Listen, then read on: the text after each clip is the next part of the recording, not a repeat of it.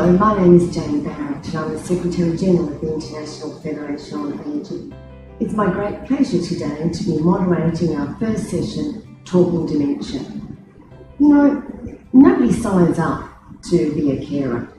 You know, we're sisters, brothers, husbands, wives, relatives, but nobody signs up to be a caregiver. And sometimes we just almost ease into that role and never really think about the impact that it has on our lives and the lives of others. So today we have a group of experts, and they're all experts because formally and informally they have something to do with caregiving. So I'd like to turn to our panel today, our discussion, and ask each of you to introduce yourself. Thank you. So I'm Dr. Rhonda Feldman. I'm a psychologist by background and a mental health clinician at the Reitman Centre. Good afternoon. My name is Joel Savoy. I'm the medical director of the Reitman Centre and also of the new Ontario program called Enhancing Care for Ontario's Care Partners.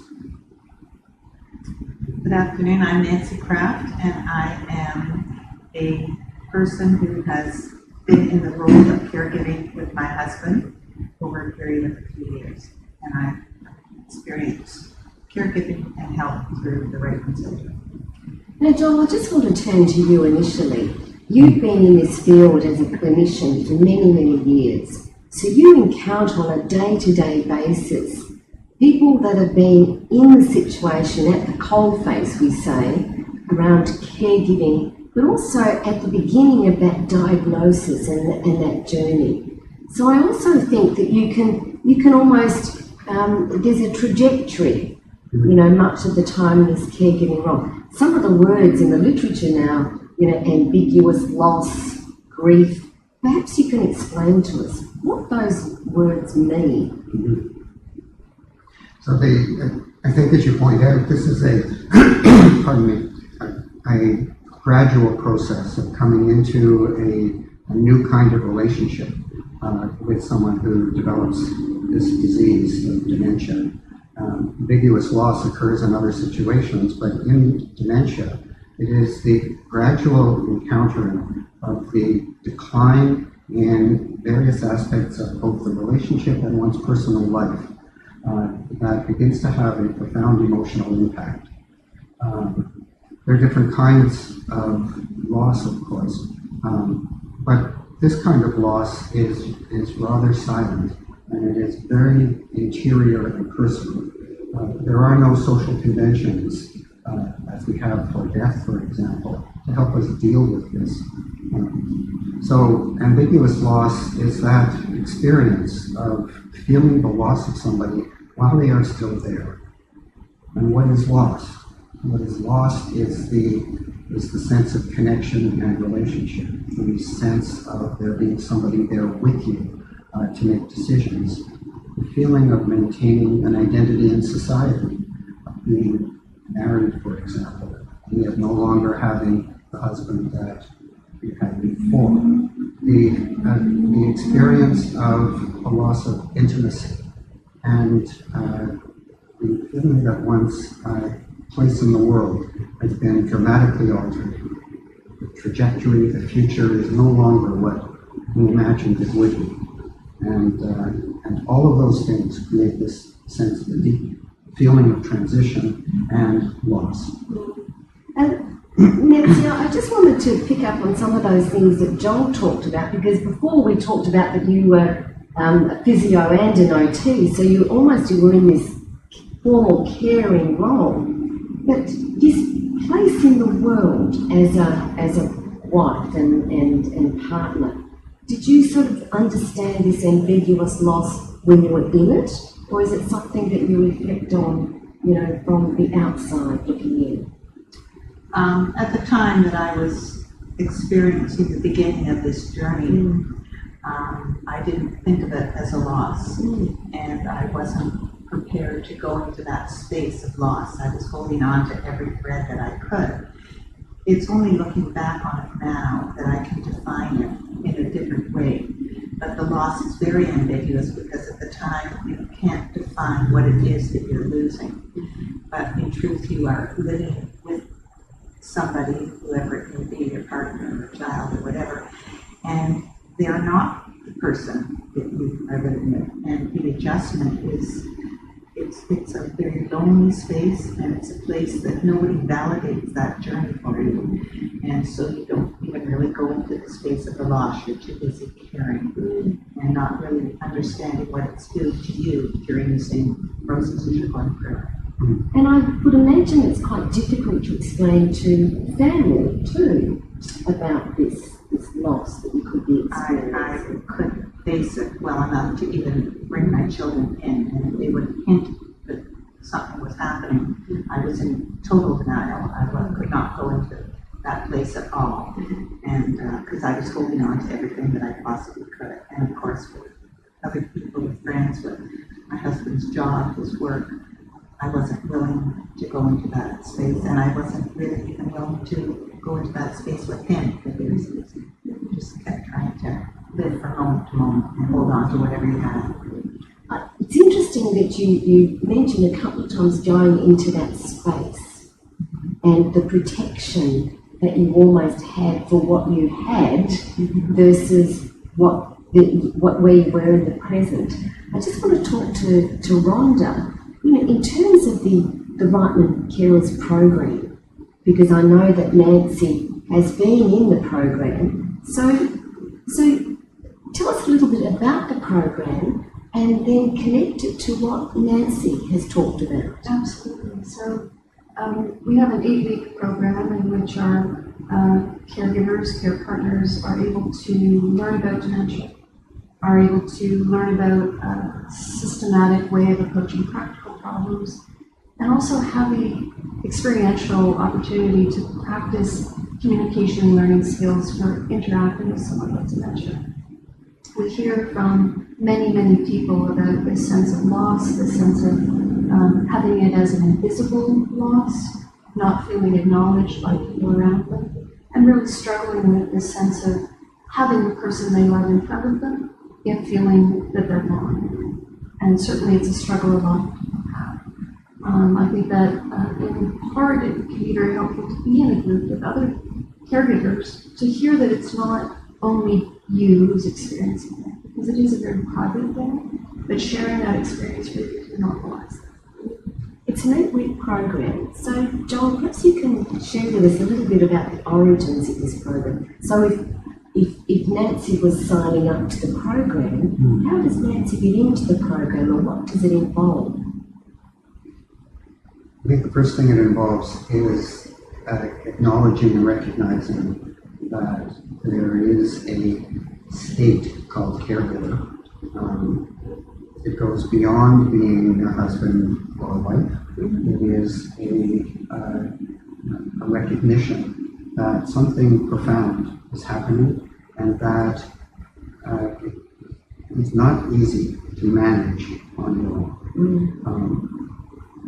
The program was set up to address those needs and to recognize that there's a need for new skills, new ways of communicating, new ways of thinking about how to solve problems, and also, perhaps most importantly, ways to manage the emotional storm that gradually builds in the caregiving process.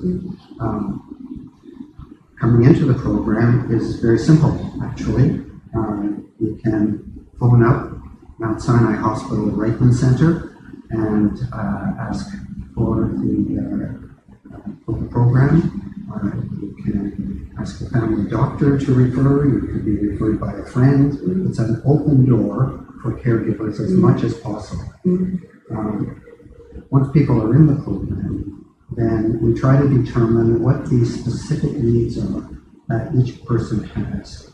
So rather than providing a general course or training program or a support program, we try to offer a specific response to the individual needs that people have. And we do that by having small groups and attending to those needs. The methods that we use have been developed based on our understanding of what is effective, helpful. And we try to combine that structure of the program with that rather ill-defined but critical factor of forming a deep connection at an emotional level, so that caregivers feel the safety and opportunity to be able to expose themselves in a way that is sustaining and helps to build an inner sense of strength. Nancy, as Rhonda and Joel were talking about the program, I was struck again by the way that you described going to that place. And I wonder, when was it that you were able to go to the carers program, during your journey? Because I think it's quite a critical time, isn't it? So when was it that you went, I can do this?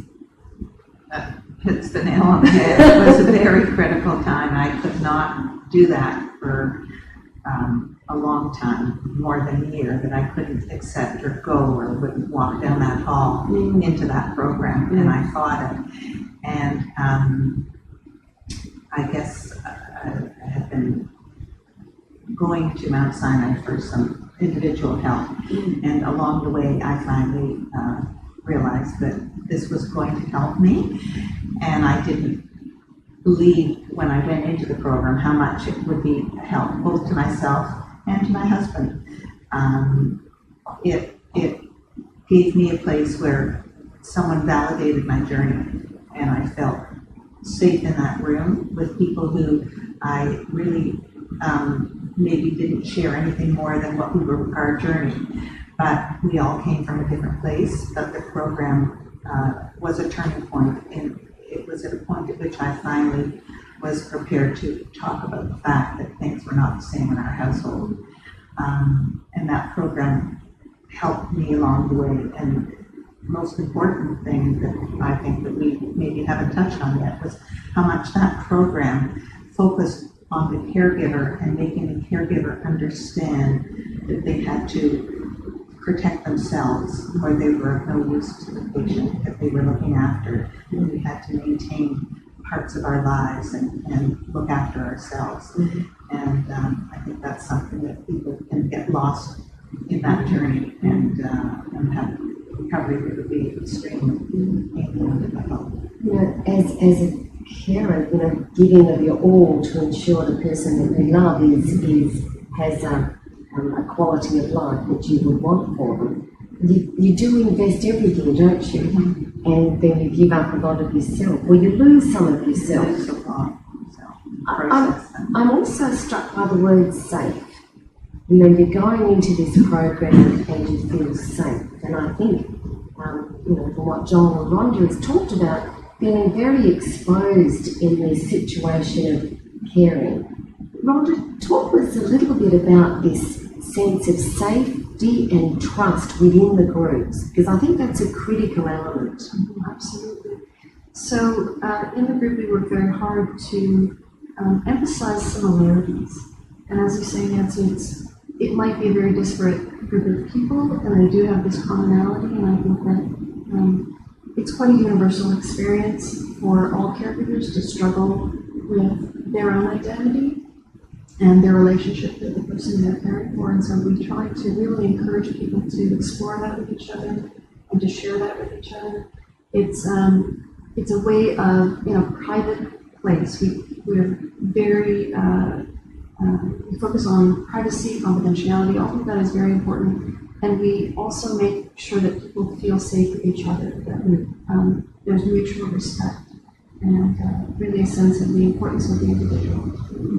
I just want to touch on, the loved one with the dementia. And in the program, because I know it's very difficult as a caregiver, to leave that person at home. Sometimes caregivers won't go and do even their shopping because they're leaving their loved one. How does the program accommodate that? Well, we offer quite a unique experience, actually. We offer a concurrent group for the person with dementia. It's an arts-based group, evidence-based, And the individuals with the diagnosis have the opportunity to have not only a cognitively stimulating option, but there's a lot of social connection there as well. It can be a way to introduce the idea of being in a social group or any kind of activity group for an individual with dementia. That can be quite a difficult step for people to take. It's a way to introduce that as a place that's comfortable for them as well. And I suppose it's also safe for them, which then allows the caregiver to feel that they can immerse themselves in what they're doing. So absolutely, there's a real sense of freedom for them and a real sense of relief, and we call it respite. They get a chance to really focus on themselves, knowing that the person with dementia that they're caring for is safe, and we often hear people having a good time. So it's really a sense of how they can express themselves. Knowing a little bit about the Reitman program since its inception, I know that it is unique internationally and it is evidence-based. And it's not a training program. It is very, very specific. Canada is incredibly fortunate to have this program board here. In terms of how do we reach out, John, to more carers? Because I'm going to ask, if I can leave that question with you for a minute and just turn to Nancy. This is an impossible question to answer, but let's give it a go. Do you think it would have made any difference to your journey if you'd gone to this program a little bit earlier? Yes, because that program, by having my husband in the program that was carrying on at the same time, opened my eyes to how much he benefited from that program. And when we heard the laughter and the chatter on the other side of the wall, and I saw his reaction after the program and how much he looked forward to that, I didn't realize how much he could interact and benefit from that kind of a program. And the program helps us to learn what else is available in the community after the 8 weeks are over. And so after that, I reached out to other places that were good for him, and in my case, good for me, because that was, as you said, despite, and I could go freely and do something while he was somewhere for a few hours. So had I accepted earlier on that there was help like that was something that I needed, as opposed to saying I didn't need it, I'm managing, I think the program helps to make one aware of what's in the community, and there is lots, and this program can't go on forever helping people, for 10 years, and they might have that long a spell, but it helped to make you aware, and it was very based on individual needs too. Even though we worked as a group and we were bonded, the program always made us aware that there were, within the hospital, whatever anyone needed individually, it was there for them. All they had to do was reach out, or they reached out to us. So those are the kind of things that help people if they go early on to something. But it's about acceptance. But it's very unique. It's individualized. There is a thorough assessment of your individual needs and how a program such as the Reitman Carers program can actually support you. We were 8 people in a group with totally different needs and totally different situations, but it looked after all of us in a different way, and it bonded us, and we helped each other and wanted to. And over a coffee break for 10 minutes, there was a lot of chatter. So I think, and we were a very diverse group in both, not just our own needs, but with the patients and the people that we were looking after and caring for. So it definitely, in that aspect, and looks after the individual. So Joel, how do we reach out? Because I know this carers program is evidence-based, and you're doing a lot of good research to measure impact. So it's not only academic-wise, it's making its footprint, but the footprint that we really want is to actually, the footprints going to and coming from those caregivers and the people that they're caring for. So how can we reach out in different ways? So we scratched our heads about that. It's always an issue of how one goes about what's called scaling program, making it available to people beyond the walls of an institution or outside a particular location. One thing we did was to learn how to train health practitioners elsewhere, Right. to help them create the carers model in their own location. Okay. And then we worked with them, and now, related to the dementia strategy in Ontario, there is this new program called Enhancing Care for Ontario Care Partners. There's going to be a Reitman Carers program in each of the 14 health regions of the province within an Alzheimer's society. People who are elsewhere in the province are able to access those directly through the Alzheimer's Society in their location. If they can't find the route, they can contact us at the Reitman Centre and we'll help to guide them. Right. You know, we are Facebook Live, and while we're not taking questions today, I think it's very useful to actually have the contact information about the Reitman program so that you can reach out and actually be part of that and to come in early. As we're slowly moving towards wrapping up today and talking dementia, I'm going to just ask each of our experts to think up, what's their key takeaway message that they would speak to you today. But in the meantime, I think one of the critical things that Joel just said was training caregivers. The training of those that are delivering the program. So, Rhonda, I can't go out today and set up a program that's called the Reitman Carers program. Is that right? Absolutely. We have a very intensive training program actually for those who are running our groups in these different regions of the province. And it is very specific to our model, and we require people to be very vigilant about following our methods because our methods are evidence-based, and we have seen that they are effective. Okay, so not anybody can set it up. No. And it's very specific in its approach, and the approach includes not only the caregivers, but also those with dementia. Absolutely. So we want to make sure that the caregivers feel that their needs are attended to, and part of that is helping people find ways for the person they're caring for to be safe. And as Joel mentioned, we are linked with the Alzheimer's societies in the different regions of the province, and so they are able to access local resources now. I just want to talk a little bit more, Nancy, with you about how you see yourself today. Do you see, we wear many labels, I'm an OT by trade back there, and now this and that, and you're an OT and PT and a wife. How do you see yourself today? That's a loaded question. I'm practicing my moderating skills. I'm a person who has had this experience, and I try to help others along the way with it and share it with them. And I see myself as a person who has gone through this journey, but is doing my best to live a productive, worthwhile life and stay active in the world that I live in.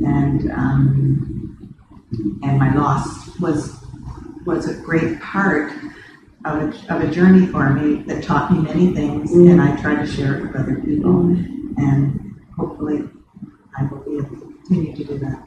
Well, you've done a great job today, I must say.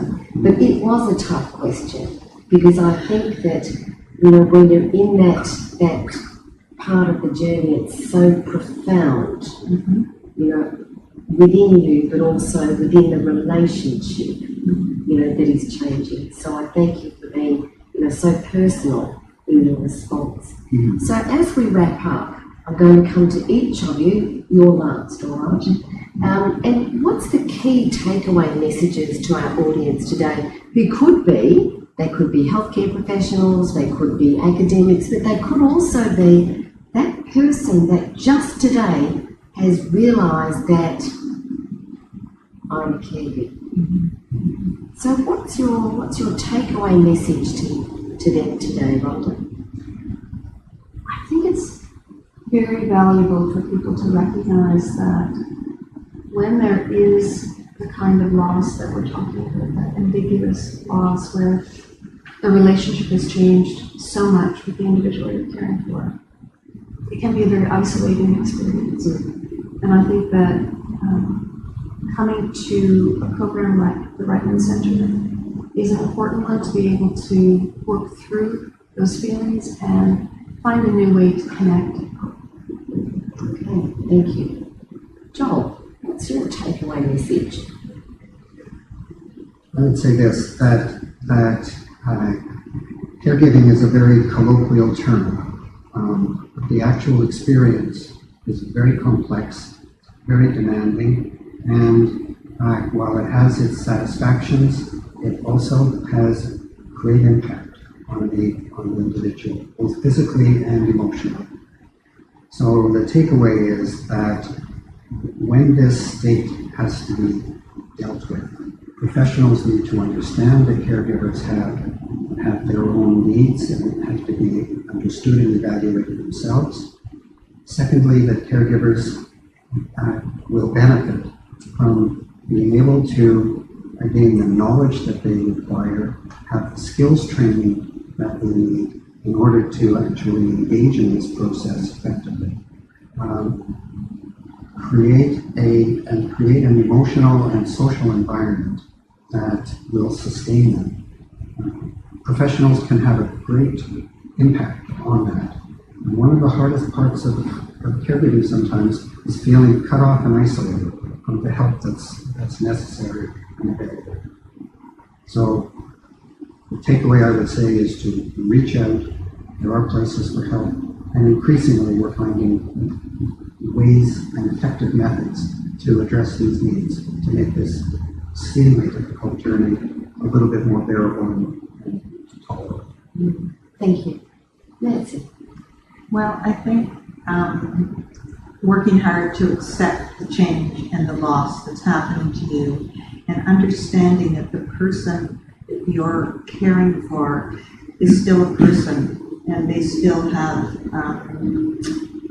they might not be able to communicate with you the way they were able to before, but they can still accept love, and they can still accept your communication, and you can try very hard to continue to communicate with that person, to show them the love, and to keep them as engaged as you can in the world that we live in, because we really don't know what that person is understanding, feeling, or how much they still are in the world, even though they can't necessarily express themselves. So it's important so that afterwards you know that you've done all that you can, and to continue with your own life as much as you can, so that otherwise you are of no use to the person who you're caring for.